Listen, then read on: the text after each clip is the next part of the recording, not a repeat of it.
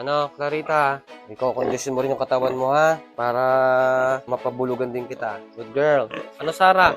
Oh, good girl talaga si Sarah, eh. Pataba na ulit, ha? Pataba ulit, Lenny, ha? Oh, i-condition natin ang katawan niya para sa next na pagbubuntis ninyo. Ah, good girl. Ito, good girl si Sarah. Ha? Kayong dalawa ni Lenny, ha? Ito rin, si... Yan, medyo okay naman ang katawan nito ni Clarita. Ano, Clarita? Good girl. Si City, ito. Kailangan din mag-condition ng katawan, ha? Condition mo ang katawan mo, pataba. Okay? Pataba, ha? Good girl.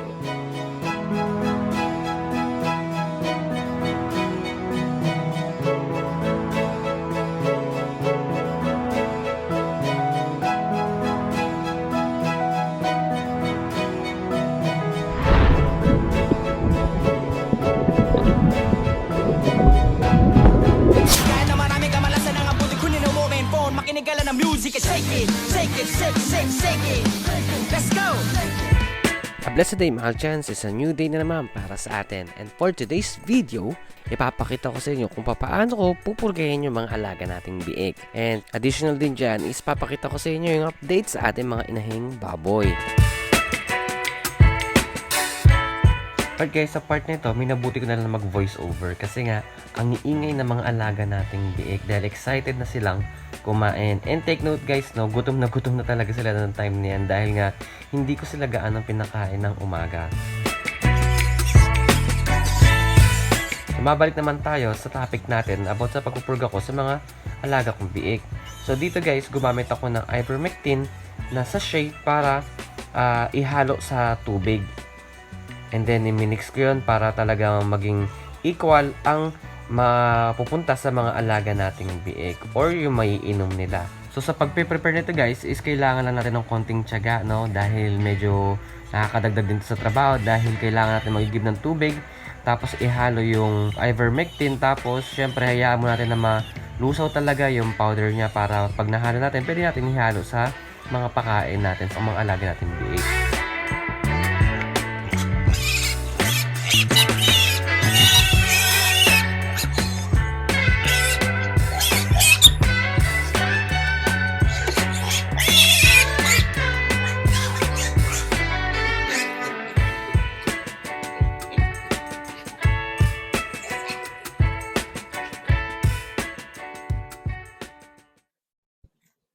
Dito mahimik din kayo.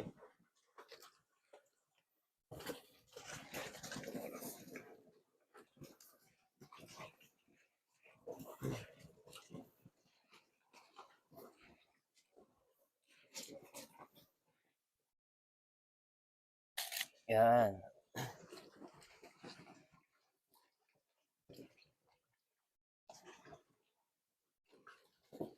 So guys, ngayon na sila tumahimik. Na gutom sila guys. Kaya gustong-gusto nilang kumain kahit na iba yung lasa ng ng pampurga. Kasi guys, pag yan, pinurga nyo yung mga baboy nyo, mapa-bake man yan or inahin. Pag pinurga nyo sila na busog sila, nakakain sila ng madami ng umaga, guys, huwag kayong umasa na uubusin nila yung pagkain nila na ibibigay nyo. Kasi ayaw nila yung lasa ng pampurga. Hindi nila uubusin yung yung gamot. So yun ang advantage guys pag ginugutom niyo na muna yung mga bake ninyo. Kaya pag nagpupurga talaga ako guys, hindi ako yung nagpapakain ng baboy. Minsan pa nga talagang buong araw di ko pakakainin. Bawa ngayon nagpakain ako yung hapon. Kinabukasan ng umaga guys, di ko sila pakakainin, tubig lang. Para pinakain sila ng hapon na ganitong oras, gutom na gutom sila guys, wala silang choice kundi kumain kasi gutom na gutom sila. Unlike pag busog sila guys, di talaga nila ubusin yung pagkain nila lalo pag mayroong pampurga na ganyan. See, di ba okay na okay, lakas silang kumain. So ngayon guys, magdadagdag na ako ng feeds kasi ubusan nila pati yung tubig ubos nila. So, ganun gawin natin guys pag nagpupurga kayo ng mga baboy nyo. Mapa-partner man yan or biik, inahin. Gutumin nyo muna talaga sila guys. Huwag kayong matakot na magutom sila. Kasi dati guys, experience ko na guys, mga partner ko dati, malalaki talaga. Pinurga ko sila na pinakain ko ng umaga. So, at the end, hindi talaga nila inubos yung pagkain nila guys. So, sayang. Nakakapanghinayang kasi magkano rin ang pagkain ng mga baboy tapos hindi nila uubusin. Diba? So, ganyan gawin nyo. Gutumin nyo talaga yung mga baboy nyo pag magpupurga kayo. Yan sila na magutom. So, ngayon guys, pangatlong takal ng pagkain nila. See, kita niyo yan?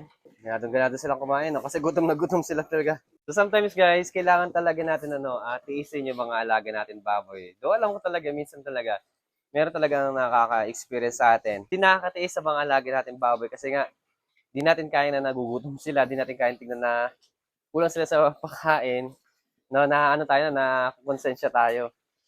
So yun guys, pagdating sa pagpupulga guys, kailangan natin silang tiisin. Para syempre sa gagaganda ng katawan nila yon. Well actually guys, no, para sa mga hindi nakakalam ng mga subscribers ko and followers, itong mga biko guys, even pati mga inahin ko guys, is twice a day ko lang talaga sila pinapakain. Araw-araw yan. Kasi nga, hindi ko naman sila kayang tutukan ng the whole day na pakakainin pa sa tanghali dahil nga nasa trabaho ako. Ayun, so ang ginagawa ko guys, sa umaga bago pumasok sa trabaho, yan, pinapakain ko na sila, pinapainom, ayan, tapos minsan pinapaliguan ko yung mga inahin. Pero ito mga big, hindi ko muna talaga pinapaliguan. Ayan. Tapos guys, ayan, sa hapon, after ko ng trabaho, doon ko lang din sila pinapakain. And praise God kasi tignan nyo, ang gaganda ng katawan naman nila. Ngayon guys, itong pinapakain ko sa kanila guys, pre-starter pa to. Kaya nakakapanghinayang guys, pag pinakain nyo sila na hindi nila inubos kasi ang mahal-mahal ng feeds na to.